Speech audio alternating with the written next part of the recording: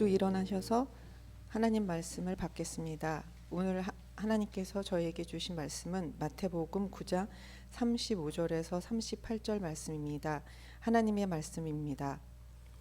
예수께서 모든 도시와 마을에 두루 다니사 그들의 회당에서 가르치시며 천국 복음을 전파하시며 모든 병과 모든 약한 것을 고치시니라. 무리를 보시고 불쌍히 여기시니 이는 그들이 목자 없는 양과 같이 고생하며 기진함이라. 이에 제자들에게 이르시되 추수할 것은 많되 일꾼이 적으니 그러므로 추수하는 주인에게 청하여 추수할 일꾼들을 보내주소서 하라 하시니라. 아멘. 할렐루야. 네, 반갑습니다. 저는 그 17년 전에 총회 우리 통합 측 총회 파송으로 태국에 갔습니다. 갔다가 또 이렇게 한 번씩 한국에 나오는데 우리 이광영 목사님하고는 거의 한 15년 정도 된 것 같아요. 알고 지낸 지가 이제 항상 이렇게 한국에 나올 때마다 만나서 이야기하고 이렇게 그동안의 목회 상황이나 이런 거 선교 상황을 나눌 때면 뭐 시간 가는 줄 모르고 이렇게 즐겁고 또 유쾌하시잖아요. 그러시죠? 예, 만나면 편하고 너무 좋습니다. 그래서 만나고 싶고 불편하면 사실 어려우면 이렇게 만나기가 좀 쉽지 않은데 항상 편하게 또 정말 진심으로 이렇게 대해 주셔서 너무 감사하고 또 오늘 이렇게 주일 예배 강단을 이렇게 또 흔쾌히 내어 주셔서 제가 또 이렇게 부족하지만 또 이렇게 선교 보고하고 또 말씀을 전할 수 있는 기회를 주셔서 또한 감사를 드립니다. 우리 사모님은 사실은 그 찬양 사역자시잖아요. 그래서 전에 그 CD를 좀 주셨어요. 많이 주셔가지고 제가 주변에 있는 그 선교사님들도 나눠드리고 저도 이제 차에다가 항상 그 CD를 이렇게 꽂아놓고 뭐 어디 갈 때면 다 그 자동으로 이렇게 딱 찬양이 나옵니다. 그래서 사모님 그 목소리 찬양 너무 좋아서 막 따라 부르기도 하고 그랬던 기억이 납니다. 이렇게 또 우리 킹스채플 교회가 이렇게 정말 좋은 이렇게 장소에서 이렇게 아름다운 예배를 드리고 있어서 너무 감사하고 또 앞으로 하나님께서 정말 크게 사용하실 교회다라는 생각을 예배 드리면서 찬양하면서 계속 기도하면서 그런 마음을 주셨습니다. 믿으십니까? 아멘. 여러분들이 중요하시죠. 여러분들이 주인이시니까. 물론 교회의 주인은 예수님이시지만 여러분들이 주인의식을 가지고 그렇게 열심히 우리 목사님과 사모님과 더불어서 이렇게 신앙생활 하시기를 간절히 축원합니다. 이 시간에는 제가 선교사니까 좀 먼저 선교 보고 또 선교 상황을 좀 말씀을 좀 드리고요. 그리고 말씀을 전하도록 하겠습니다. 제가 있는 곳은 태국 동북부 우돈탄이라는 지역입니다. 여기가 이건 저희 가족 사진이고요. 좀 몇 년 지났네요. 젊게 보이는 것 같아요. 좀 몇 년 지난 것 같습니다. 네. 제가 있는 곳은 인도 차이나 반도 5개 나라가 있습니다. 베트남, 그다음에 캄보디아, 그다음에 라오스, 그다음에 미얀마, 그리고 가운데 중앙에 이제 태국 이렇게 있는데요. 저기 표시 A라고 딱 찍힌 저 지역이 제가 있는 우돈타니라는 지역입니다. 중앙에 있는 것 같죠? 네. 일부러 제가 이렇게 만든 거 아닙니다. 우돈타니 중심에 있습니다. 안 넘어가는데? 예. 태국은 이제 77개 주가 있습니다. 우돈탄이 표시가 되어 있죠. 저기에 태국에서도 동북부에 있습니다. 배터리가 다 됐나요? 네. 제가 이제 재밌는 그림이 있어서 태국 하면은 이제 코끼리 모양이라고 하거든요. 그래서 저렇게 코끼리 모양의 지도입니다. 그다음에 제가 있는 동북부는 20개 주, 77개 주에서 20개 주가 속해 있는 지역인데요. 남한의 면적보다 한 1.7배입니다. 그 지역만. 그러니까 전체적으로는 한 5배가 더 큰 나라거든요, 한국보다. 예, 그리고 태국 전체 면적의 3분의 1 정도 되는 지역에 있습니다. 예, 계속 지도가 계속 많이 나오잖아요. 네, 이제 여러분들이 잘 모르실 것 같아서 방콕이나 뭐 치앙마이나 푸켓 이런 데는 좀 잘 아시는데 도대체 우돈타니가 어디에 있냐 질문하신 분들이 많아요. 그래서 제가 좀 자세하게 지도로 설명을 해드리는데요. 방콕에서는 560km 정도 떨어져 있습니다. 북동쪽으로, 동북쪽으로. 그리고 비행기로 1시간 거리에 있고요. 저희 우돈타니를 오려면은 비행기를 2번 타야 됩니다. 방콕으로 왔다가 방콕에서 국내선으로 해서 다시 1시간 정도 와야 되고요. 위로는 북쪽으로는 라오스, 그다음에 남동쪽으로는 캄보디아가 국경을 이루고 있고요. 그다음에 수도 비엔티엔하고는 뭐 한 2시간 정도 차로 육로로 이동할 수가 있습니다. 예, 우돈타니 주 모습이고요. 우돈타니는 인구가 우돈타니 주 인구는 한 150만 명 되고요. 그다음에 인구는 우리 시 인구는 한 19만 명 정도 그렇게 있습니다. 작지 않은 도시입니다. 네, 다음이요. 태국의 국기입니다. 특징이 있다면은 위 아래가 똑같기 때문에 어떻게 그냥 국기를 개양해도 틀리지 않습니다. 그래서 편합니다. 제가 뭐 개양하는 건 아니지만 우리나라는 이렇게 위아래가 바뀌면은 안 되잖아요.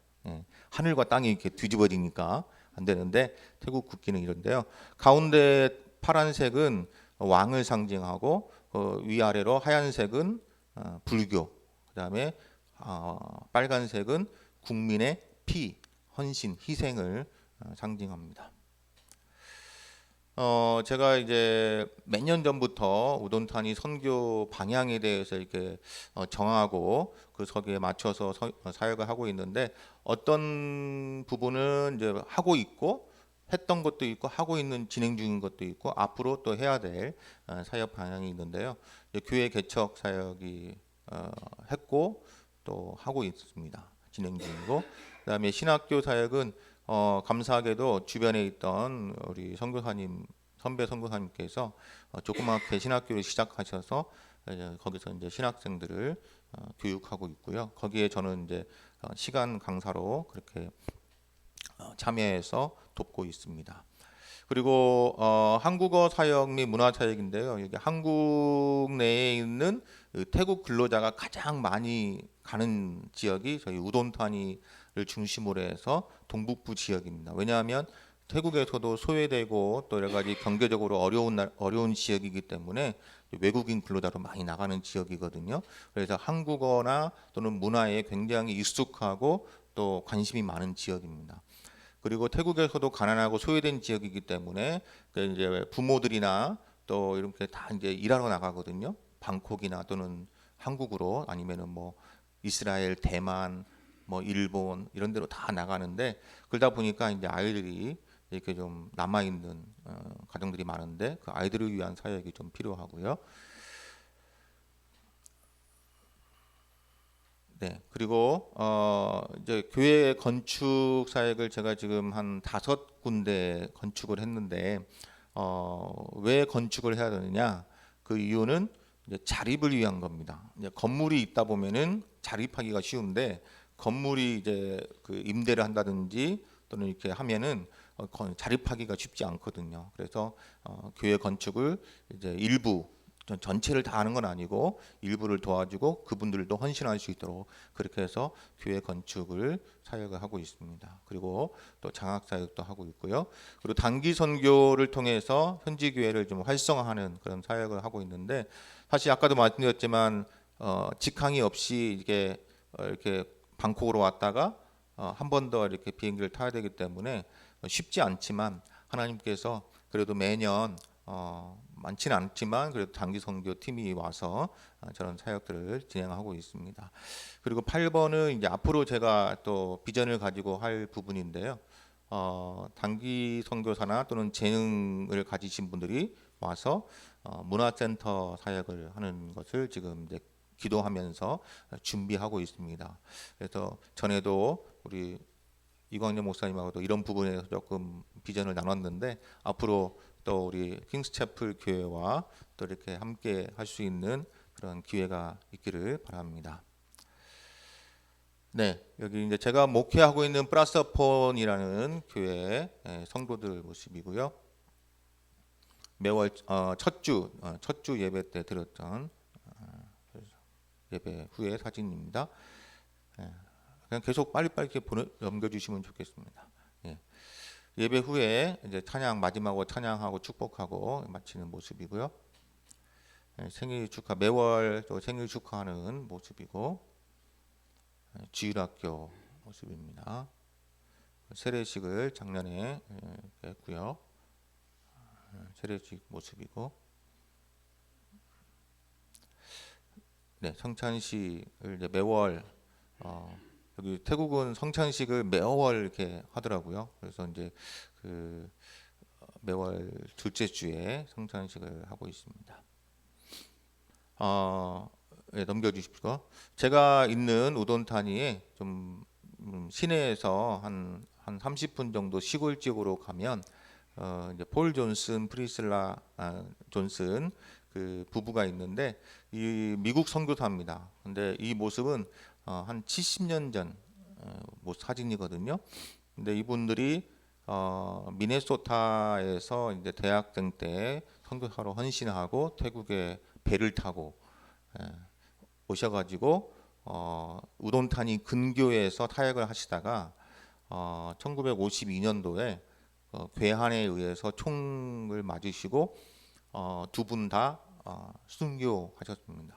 그리고 아이들은 다 이제 본국으로 돌아가서 지금은 이제 70대 할아버지 할머니가 됐죠.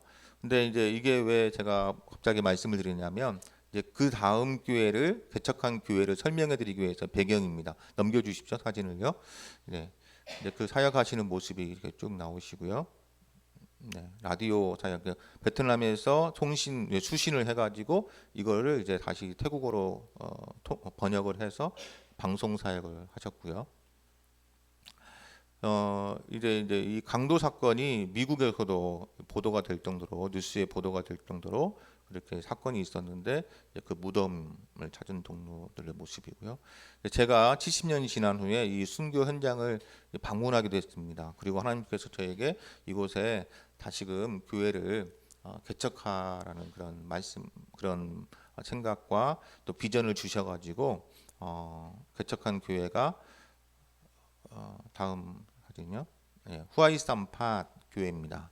그래서 후아이삼팟 교회인데 여기에 이제 간증하시는 모습이 있는데 이 할머니가 간증하시면서 하시는 말씀이 자기가 정말 5살 뭐 6살 되는 그 나이에 그 현장에 있었대요. 그래서 총이 이제 막 쏘고 하는 그런 상황에서 그 선교사님이 자기를 이렇게 머리를 이렇게 숙여줘 가지고 자기가 살았다.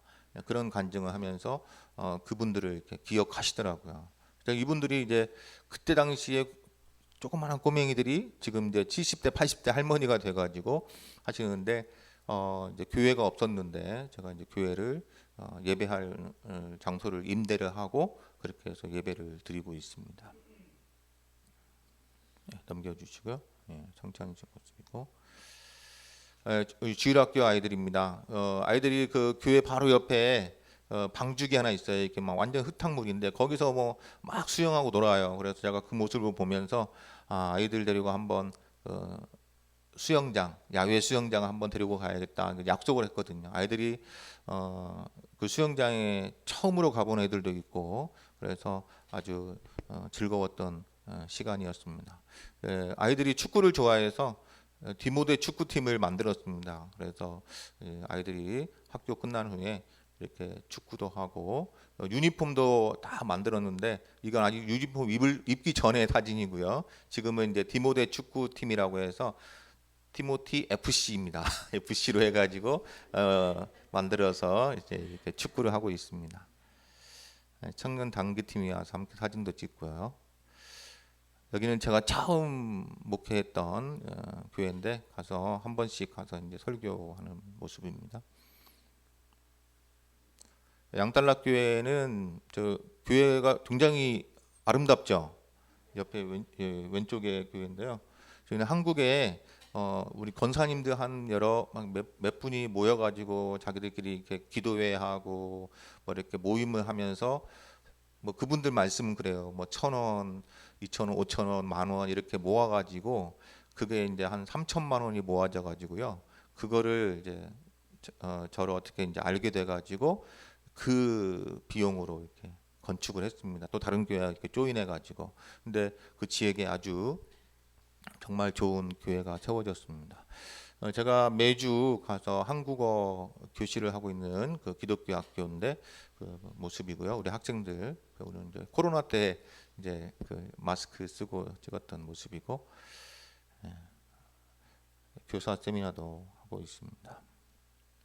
치앙마이는 제가 매년 2월에 거기 가서 카렌족이라는 소수 부족이 있어요. 태국 민족이 아니라 카렌족이라는 소수 부족이 있는데 거기에 가서 매년 집회를 또 통역하고 또 교재를 번역해서 이렇게 함께 사역하고 있습니다.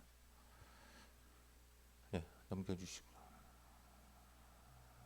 단기팀이 이렇게 이제 여러 단기팀들이 방문해서 현재 교회에 그게 아까 양달락 교회 내부 모습입니다. 그래서 이제 저렇게 하고 이건 이제 우리 프란스폰 교회 또 방문했던 아까 말했던 디모데 신학교 개강 예배 때 사진이고요. 그리고 이 두 전도사님들은 정말 특별한 분들인데 검은 양복 입은 분은 이제 저하고 제가 이제 어느 시골에서 만나서 제가 콜링을 하고 제가 이제 저희 교회에 와서 먹고 자고 하면서 신학교를 다녀서 졸업을 했습니다. 1회 졸업생이고요. 그 옆에 넥타이 메고 있는 청년은 제가 세례 주고 2017년에 세례 주고 그리고 양육하고 하다가 방콕에 직장 때문에 갔다가 다시 고향으로 돌아와서 5회 5기로 신학교에 입학해서 지금 공부하고 있는 청년입니다. 그래서 지금 아까 전에 말했던 후아이산파 교회에서 함께 사역하고 있습니다. 아까 제가 8번째 이제 문화센터 말씀을 드렸잖아요. 그래서 하나님께서 이 브릿지 미션이라는 것을 저에게 이제 비전을 주셔서 이게 지금 로고를 제가 이제 만든 겁니다. 제가 만든 건 아니고 이제 제가 구상을 해서 제 큰 딸에게 의뢰를 했는데 큰 딸이 또 아는 분한테 의뢰를 해가지고 만들어 나온 로고입니다. 예, 그래서 브릿지 미션 센터인데요. 그 다리잖아요. 브릿지라는 게 다리인데 왜 다리냐면 라오스와 태국을 연결하는 다리가 있습니다. 프렌드십 브릿지라는 그런 다리인데요. 이 다리를 제가 보면서 한 나라와 한 나라가 이렇게 다리가 있으니까 이렇게 연결이 되고 교류가 되고 이렇게 하는구나라는 그런 것들을 생각하면서 태국에 제가 17년 사역을 하다 보니까 교회와 또 태국 일반 사회 또는 태국의 문화, 기독교 문화와 불교 문화 이런 것들이 너무 이렇게 차이가 많아요. 그래서 교회에 와도 너무 이렇게 적응하는 게 힘들고 또 조금 왔다가 뭐 포기하고 또 돌아가고 뭐 이런 케이스들이 많아서 제가 그 기도하면서 하나님께서 주시는 마음은 우리가 이 다리 역할을 좀 하자. 세상과 교회 그리고 하나님과 인간 여기서 좀 뭔가 기독교 문화와 또는 말씀 또는 한국 문화 이런 것들을 통해서 이 사람들이 점점 기독교에 좀 스며들 수 있도록 적응할 수 있도록 그런 중간 역할을 좀 해야 되겠다 그런 마음을 주셔가지고 이제 그런 사역을 좀 준비하려고 합니다. 그래서 여기에 필요한 거는 재능 있는 분들의 이 참여와 또 이 동참이거든요. 그래서 뭐든지 좋더라고요. 보니까 뭐 제가 지금 한국 나와서 이런 비전을 나누니까 너무 좋아하시고 뭐 벌써부터 신청하시는 분들이 있어요. 언제 가겠다. 그래서 단기간에 와서 와서 그런 프로그램들을 진행하고 그 불특정 다수를 초청해서 그분들과 함께 관계를 형성하고 그렇게 해서 그분들에게 나중에는 복음을 전하는 그런 사역을 좀 기도하면서 준비하고 있습니다.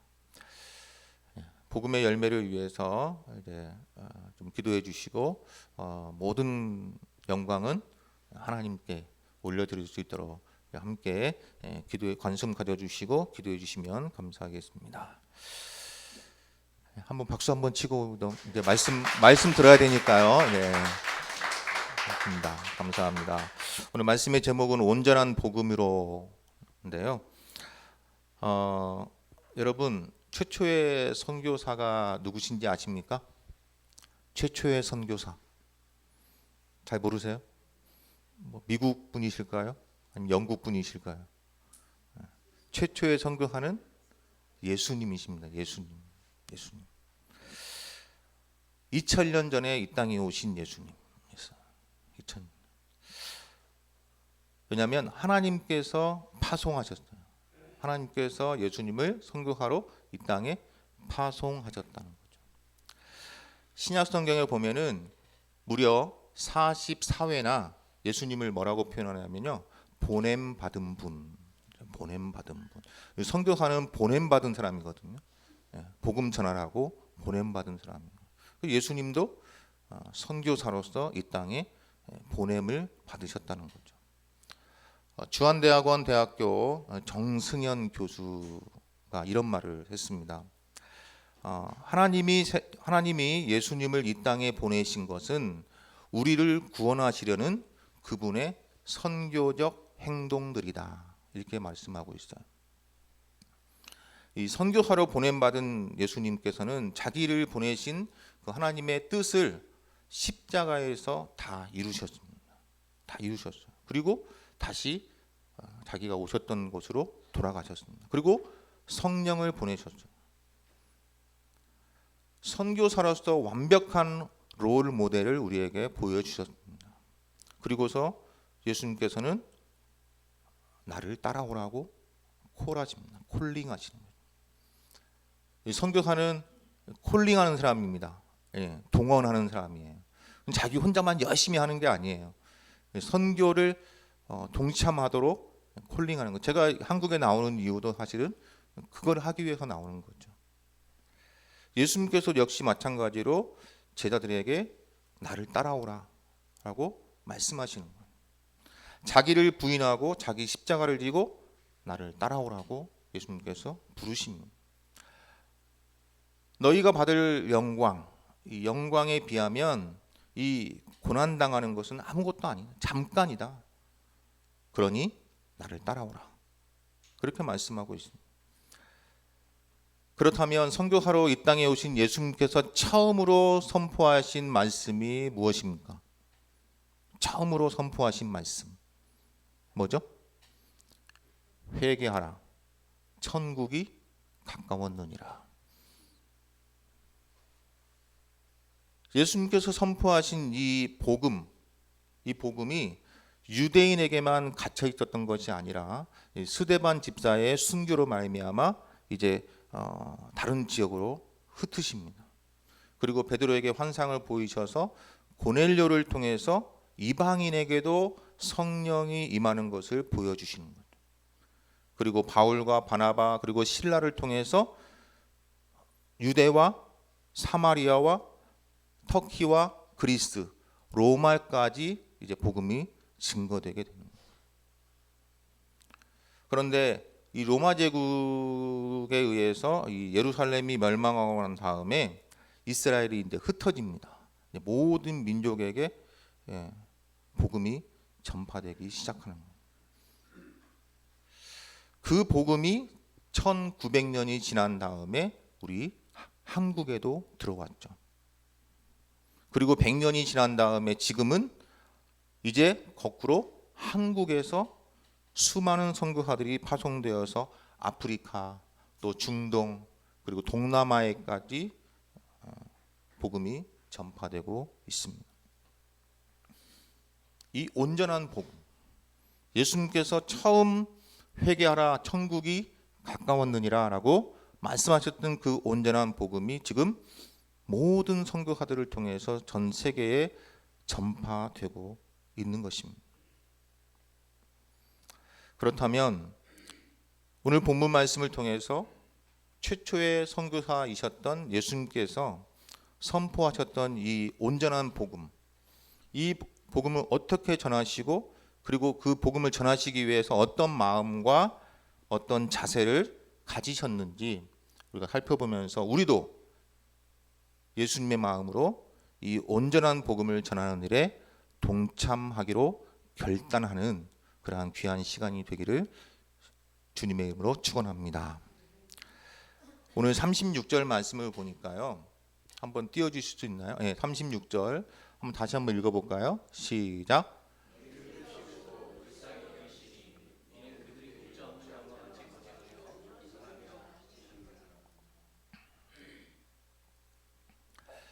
예수님은 항상 어디에 이렇게 계셨나요?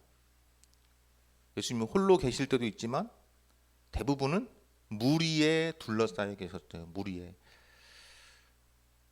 왜 그랬습니까? 이 무리들은 예수님께서 행하시는 그 기적과 그 표적을 보고 그리고 예수님의 말씀을 듣기 위해서 항상 모였습니다. 혹시 예수라는 영화 보셨습니까? 예수님께서 다니시는 곳마다 무리들이 따라오는 거예요. 그런데 예수님은 이 무리를 보시고 어떻다고요? 불쌍히 여기셨다. 예수님의 마음에는 항상 이 무리를 향한 이 긍휼의 마음, 또 사랑의 마음, 공감하는 마음, 그리고 함께 아파하는 마음이 있었습니다. 여러분이 긍휼이라는 단어의 뜻을 아시나요? 긍휼. 불쌍히 여겨 돌보아 줌이라는 명사입니다. 이 긍휼이라는 말은 사실 세상에서는 많이 쓰는 단어가 아니잖아요. 우리 기독교 용어라고 볼 수 있는데 이 긍휼히 여긴다는 뜻은 불쌍하고 가엾게 여긴다라는 뜻입니다. 마태복음 5장 7절에 보면은 긍휼히 여기는 자는 복이 있나니 저희가 긍휼히 여김을 받을 것이요. 산상수훈이라고도 부르는 이 말씀, 팔복에 대해서 예수님께서 말씀하시면서 그 팔복 중에 하나가 바로 긍휼히 여기는 것이에요. 긍휼히 여기는. 어떻게 긍휼히 여기는 것이 팔복이 될 수 있지? 긍휼히 여기기만 하면 복을 받나? 그런 생각을 할 수 있죠. 근데 우리가 주변을 이렇게 보면 긍휼히 여김을 받을 자들이 많습니까? 적습니까? 모르겠습니까? 많죠. 저부터도 긍휼히 여김을 받을 자입니다. 긍휼히 여김을 받을 사람이에요. 요즘 시대에 정말 많이 있습니다.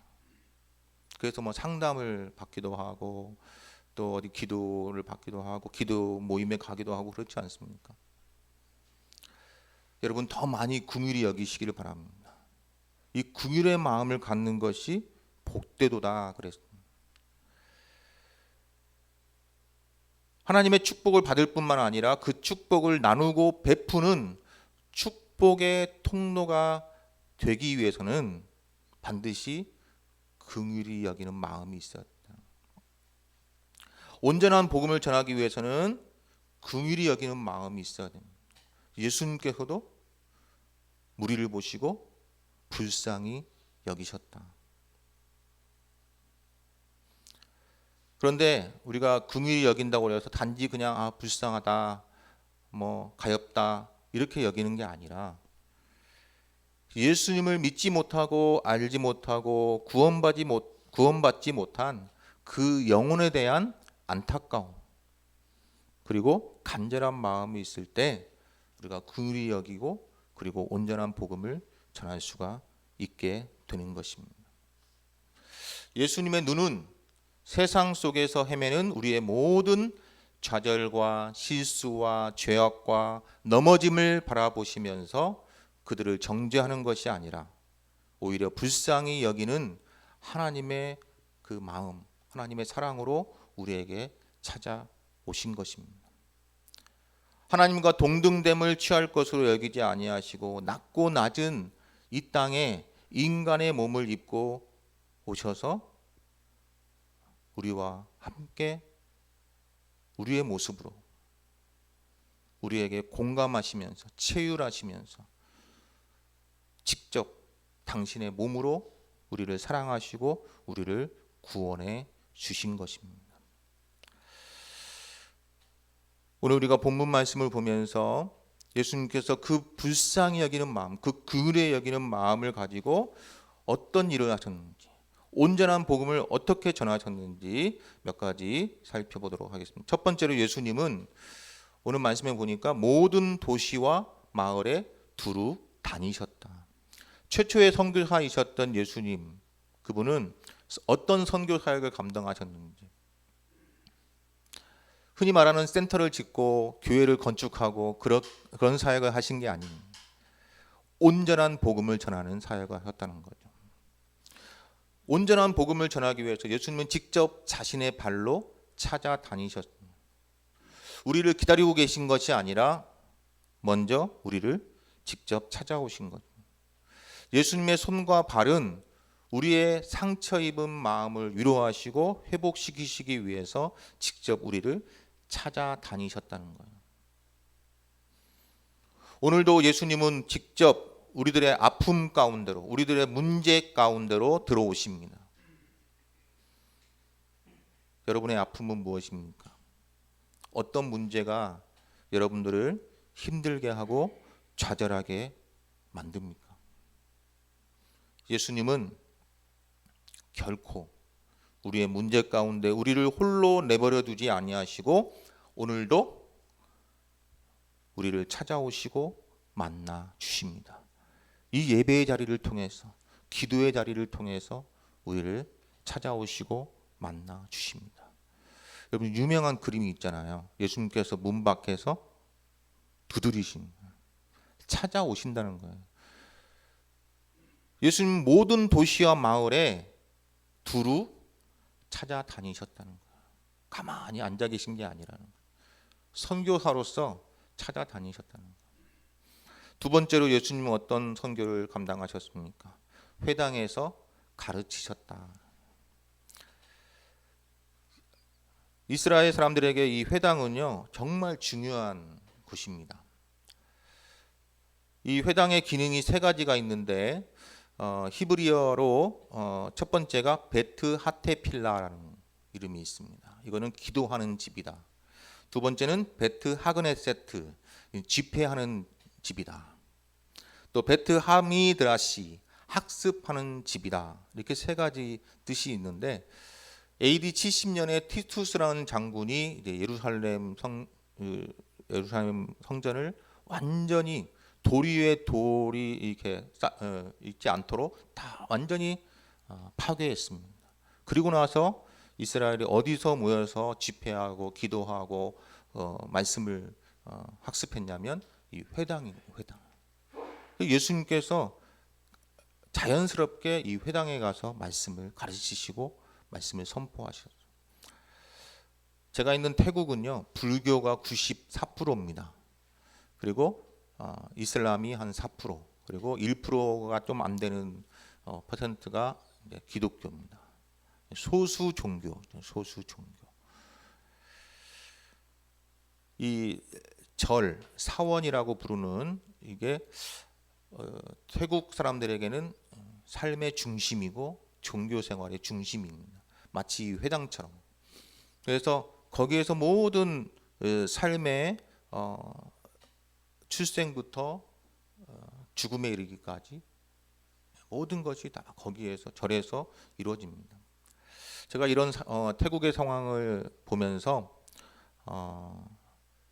이 사원의 역할, 이 절의 역할이 바로 우리 교회가 해야 될 역할인데 그런 마음을 정말 항상 갖고 있는데 이 삶의 중심이 절이 아니라 이 교회로 바뀌고 그리고 삶의 중심이 이 불교가 아니라 예수님으로 바뀌는 그러한 역사가 일어나야 되는데 이것이 무엇으로 가능할 것인가? 여러 가지 프로그램도 있고 뭐 전략도 있겠지만 가장 중요한 것은 핵심은 온전한 복음이라는 거예요. 회개하라. 천국이 가까웠느니라. 이 온전한 복음이 그들에게 들어갈 때 그들이 변화되고 그들의 삶의 중심이 바뀔 줄로 믿습니다. 예수님께서는 회당에서 가르치시면서 특별히 그 유대인들이 자기들이 그동안에 알고 있었던 이 권위 있는 자, 서기관들이 가르쳤던 그 가르침과는 너무나 다른 예수님의 그 가르침을 들으면서 이것이 바로 온전한 복음이다. 이 온전한 복음을 통해서만 죄악 속에서 고통당하는 인간이 구원받고 변화되고 하나님께로 돌아오는 역사가 일어날 수 있다라는 그런 하나님께서 말씀을 통해서 깨닫게 하시면서 정말 1%가 되지 않는 이 태국 사람들이 이 온전한 복음을 듣고 예수님을 믿고 하나님께로 돌아오는 그 일에 저와 여러분들이 동일하게 그 책임이 있고 또 우리가 함께 기도해야 될 줄로 믿습니다. 세 번째로는 예수님께서는 어떤 사역을 하셨습니까? 천국 복음을 전파하셨습니다. 저는 이 천국 복음을 온전한 복음이라고 그렇게 표현하고 싶어요. 예수님께서는 선교사로서 복음을 전하실 때 어떤 설득하거나 또는 회유하신 것이 아니라 선포하셨습니다. 회개하라. 천국이 가까웠느니라. 우리가 전파해야 될 것도 역시 이 천국 복음, 즉 온전한 복음입니다. 왜냐하면 예수님께서도 그냥 그 복음을 선포하셨어요. 성경에 보면 이런 말씀이 있습니다. 다른 복음은 없나니, 다른 복음은 없나니, 다만 어떤 사람들이 너희를 요란케 하여 그리스도의 복음을 변하려 함이라. 자꾸만 다른 복음을 전하려고 하는 거죠. 하지만 우리는 다른 복음이 아니라 온전한 복음을 전해야만 합니다. 그리고 네 번째로 예수님께서는 어떤 사역을 하셨습니까? 모든 병과 약한 것을 고치셨다. 우리 인간들은 참 연약합니다. 조금만 아프거나 병이 들면 정말 연약해져요. 감당할 수가 없어요. 아무리 지금 의학이 발달하고 또 좋은 약들이 나온다 하더라도 한번 병에 걸리면 하나님을 보는 게 너무 힘들고 하나님을 찾는 게 너무 어렵습니다.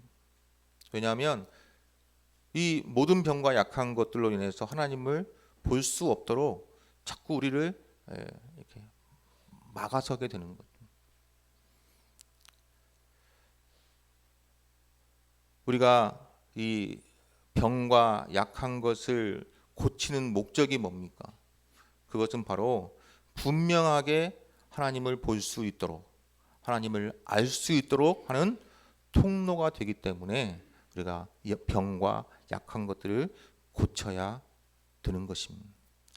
질병과 약한 것을 통해 더욱 하나님을 바라보고 그분을 의지할 때 그것은 하나님의 선하신 계획이 되고 하나님께 영광이 되는 것입니다. 예수님의 치유 사역은 목적이 아니라 과정이었습니다. 때로는 결과보다 과정이 더 중요할 때가 있습니다. 왜냐하면 과정을 통해서 예수님을 만나게 되고 구원을 얻게 되기 때문입니다. 이 선교지에서는요, 이 치유, 병고침의 역사가 더 많이 일어나야 됩니다. 왜냐하면 선교지는 강팍한 그런 마음들이 많거든요. 깨어지기가 쉽지 않습니다. 그냥 말씀 전해서 그 말씀을 통해서 베드로처럼 5천 명이 회개하고 이런 역사가 일어날 수도 있지만 실제로 선교지에서 사역을 하다 보면 말씀으로 사람들이 변화되기가 정말 어려워요. 때로는 이 치유를 통해서 병 고침의 역사를 통해서 사람들이 확실하게 예수님을 알고 믿게 되는 그런 상황들이 많이 있습니다. 여러분 기도해 주실 때 이 선교지에 이 치유 역사, 이 병 고침의 역사가 정말 강하게 일어날 수 있도록 여러분 기도해 주시면 감사하겠습니다.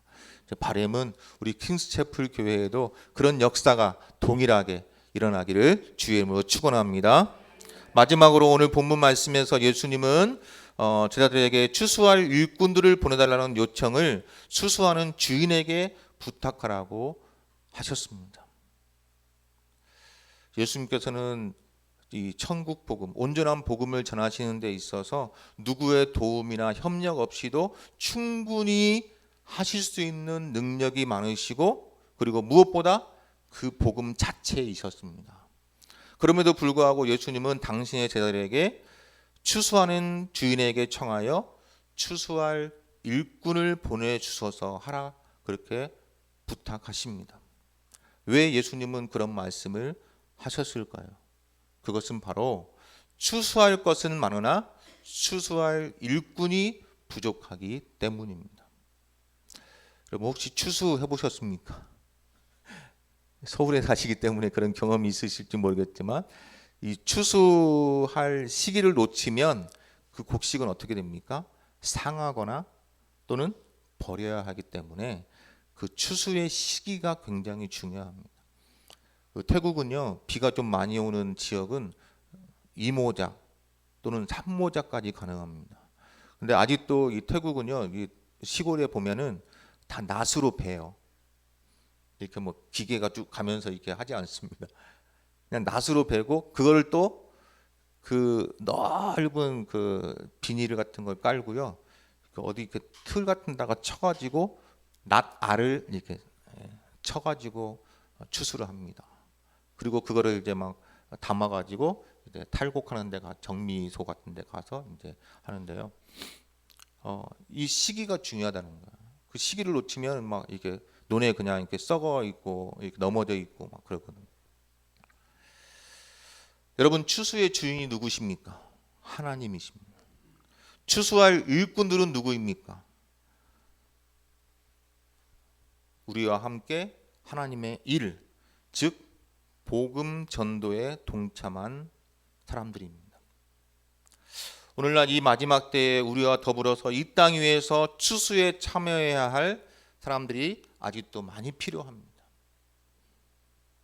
그들을 깨워서 함께 이 추수하는 일에 동참할 일꾼들을 더 많이 보내달라고 하라는 것입니다.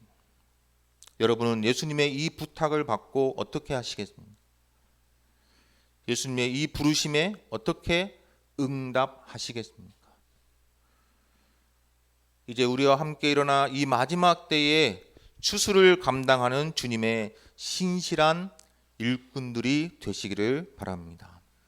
우리의 몸을 일으켜서 우리가 추수할 일꾼 되어 하나님의 선교에 동참하시기를 바랍니다. 아무쪼록 보내든지 보냄을 받든지 하나님의 선교에 함께 하시기를 주님의 이름으로 간절히 축복하며 권면을 드립니다. 로마서 10장 13절에서 15절 말씀을 읽어드리고 말씀을 마치겠습니다. 누구든지 주의 이름을 부르는 자는 구원을 받으리라. 그런즉 그들이 믿지 아니하는 일을 어찌 부르리요? 듣지도 못한 일을 어찌 믿으리요? 전파하는 자가 없이 어찌 들으리요? 보내심을 받지 아니하였으면 어찌 전파하리요? 기록된 바 아름답도다 좋은 소식을 전하는 자들의 발이여 함과 같으니라. 아멘. 이 시간에 함께 찬양 한 곡 했으면 좋겠습니다. 우리 지금은 엘리야 때처럼 이런 찬양인데요. 2절만 한번 같이 찬양하도록 하겠습니다.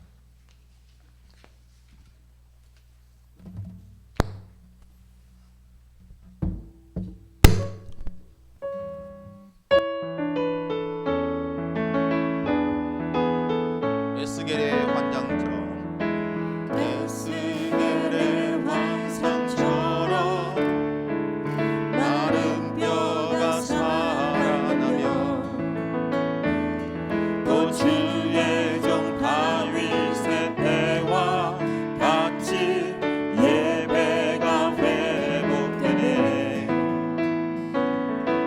추수할 때가 이르러 들판은 기어졌네. 우리는 추수할 일꾼 되어 주 말씀을 선포하리. 오라 주님 구름 타시고 나팔 불 때에 다시 오시네. 모두 외치세 이는 은혜의 해니 시온에서 구원이. 보라 주님 구름 타시고 보라 주님 구름 타시고 나팔 불 때에 다시 오시네. 모두 외치세 이는 은혜의 니 시온에서 구원이 많네. 시온에서 구원이 많네. 하나님 아버지 감사합니다. 오늘 주신 말씀 기억하며 우리가 추수할 일꾼 되어 이 마지막 때에 주의 복음을 증거하며 온 세계에 주의 말씀을 선포하는 그러한 일꾼 되게 하여 주시옵소서. 우리 킹스 채플 교회가 바로 그런 교회 되게 하시고 하나님의 축복으로 말미암아 많은 사람들을 긍휼히 여기고 또 주님의 마음을 닮아 주님 하신 그 사역을 능히 감당하고도 남음이 있는 그러한 교회 되게 하여 주시옵소서. 우리를 사용하여 주실 줄 믿사옵고 감사드리며 예수님 이름으로 기도하옵나이다. 아멘.